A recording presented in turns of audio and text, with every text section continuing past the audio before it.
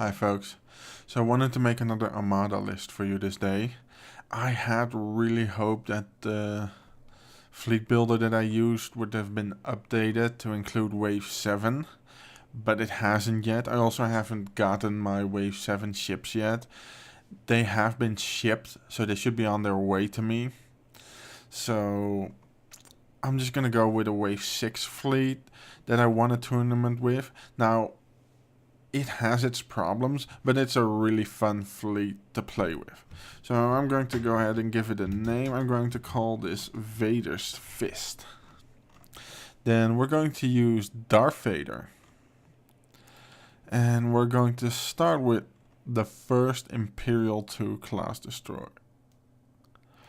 And let's see, it needs an intel officer, of course, to take away their so valuable defense tokens. It needs a gunnery team, and then I'm going to give it quad laser turrets.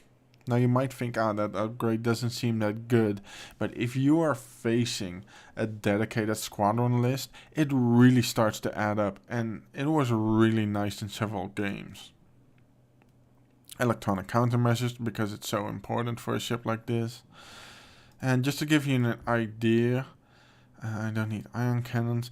I'm going to make this a 4-ship list with 2 Star Destroyers and no squadrons.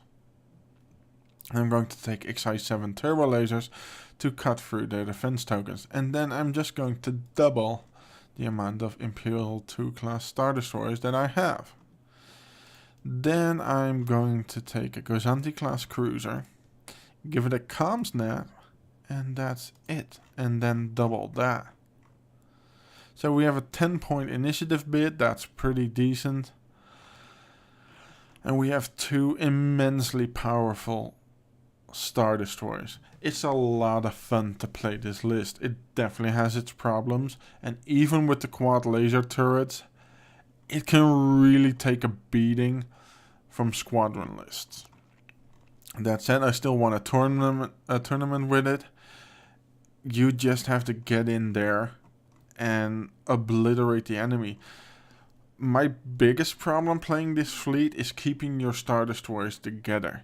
Because if the enemy can focus on one of them, they can get it down and then go on to the next. What you really want is your Star Destroyers to be coming in at the same time. So if the enemy is coming at you from an angle, what I will do is I will set 1 Star Destroyer to go at a slower speed, and that would be the one that basically has the smaller turn, the inside turn, and then set the other one at a larger speed so it can basically take the longer turn, the outer turn, at a greater speed, so they turn at about the same time meeting the enemy. I'm not sure if I'm explaining that right, but I hope you know what I mean. Let's make this my flagship.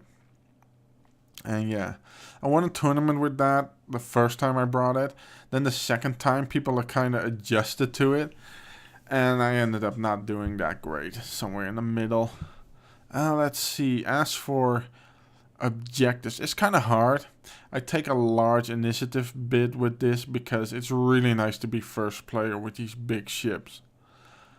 I think I had most wanted, but I think station assault is also a decent choice. But I'm gonna go with most wanted because that's what I had back then.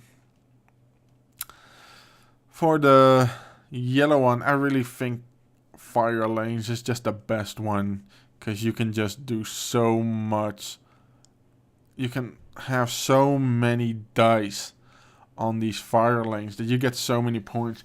And even if they have lambdas or the rebel versions to take them away, you can just get so many points before they do that. And that would also mean they bring those ships right into your firing arcs. And even though you don't have squadrons, you can do a fair bit of damage to them and take them out. So yeah, I really like fire lanes. As for here, the blue objective, I think dangerous territory is interesting because it's nice to be able to land on obstacles, but I really think Solar Corona is the winner there. So we're gonna have to go with that. So yeah, it's a fun list to play. It's so nice to just put down 2 Star Destroyers.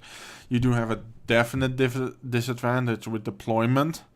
But what I would usually do is just put my 2 Star Destroyers in the middle. Put my Gozantis beside them.